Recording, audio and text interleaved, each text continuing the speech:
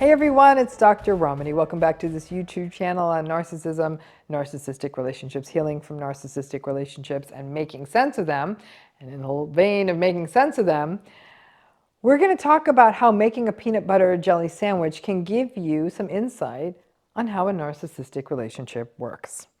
So it seems simple, right? Making a peanut butter and jelly sandwich, right? So my daughter was talking to a friend of mine and me about an assignment she had to do in school several years before, like in middle school or elementary school or something. And the assignment required her, in detail, to tell someone how to make a peanut butter and jelly sandwich, and they've never made one before. So the kids did their assignments, and then the teacher took their answers and in front of the class followed the instructions to the T based on what they wrote on how to make a peanut butter and jelly sandwich, right? It should have seemed simple enough. Sounds like almost nobody passed. My child told me how if the instructions weren't completely clear, it wasn't going to work, right? So the way the instructions were written, the teacher would read, for example, put peanut butter on the sides of the bread. Well, the teacher read that as put peanut butter on the sides of the bread, which was the crust. Well, that's no way to make a PB&J. And that kept going on, and the jam on the side, and there was no step of get the bread and all of that, right? The point of the assignment, it was a science class, was to teach the children how precise that instructions need to be in science and in labs. And there can be no assumptions. For example, it would be things like use a handle, open the door to open the kitchen cabinet and remove the jar of peanut butter. Place the jar on the counter. Open the lid using a counterclockwise movement. Put the lid aside. Open the utensil drawer and remove a butter knife from the drawer. So you get the idea. It's that deliberate. No assumptions could be made. And if you made assumptions, then the person following them, the teacher would do this, the teacher would then try to stick a knife through the lid of the peanut butter jar because there was never that instruction about you had to open the lid. And so then, or sometimes they'd spread the peanut butter and jelly on the crust, or they'd mix the peanut butter and jelly together. So as my daughter was sharing about this, not surprisingly, as I do, I started to think about narcissistic relationships. Because one of the core issues in these relationships is how it can feel like the most basic things need to be spelled out. So while you may roll your eyes, that obviously when they said to spread the peanut butter on the side of the bread, that would have meant the flat side of the bread, but you would have only known that if you had ever seen or eaten a peanut butter sandwich before. Or if you, well, maybe you could say, well, if you had common sense, maybe, but in science, it's all brand new.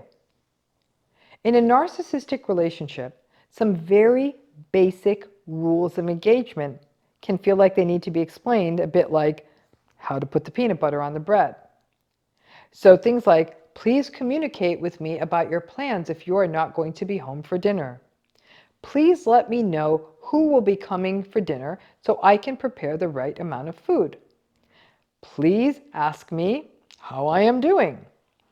It is uncomfortable when you yell at the people in the restaurant. They are understaffed and they are doing the best that they can.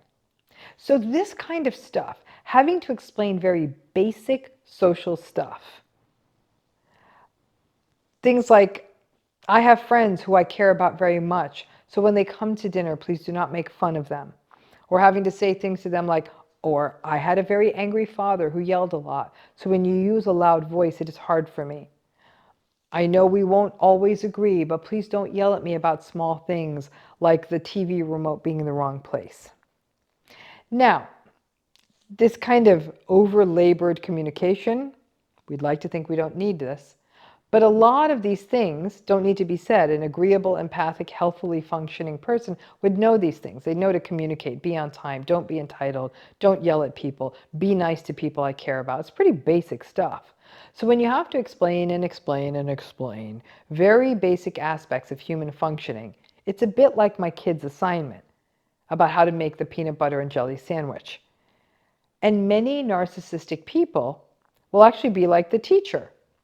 You'll say the very basic thing, could you tell me how many people are going to come to dinner? But instead of doing that, they'll do the equivalent of spread the jelly on the crust and say, well, you told me to put the jelly on the side of the bread.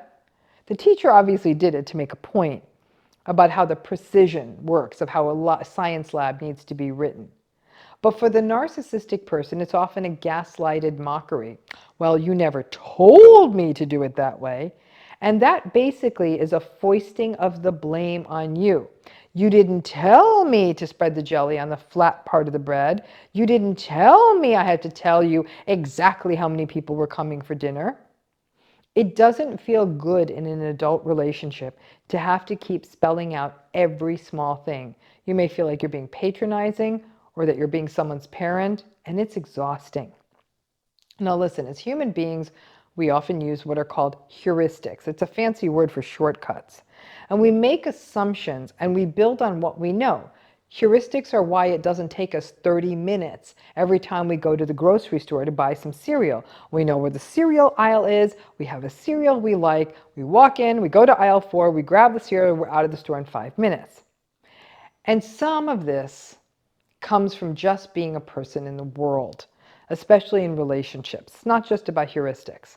Listen, if you are empathic and self-aware and aware of others, you learn to communicate from a place of courtesy and clarity.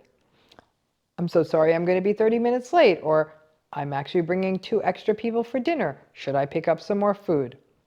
But the entitlement of narcissism means that unless you spelled it out, because they're not aware of you and they're not thinking to communicate with you, that it's not a thing. And then if something doesn't go right, it's your fault. Certainly not theirs for not communicating fully and completely.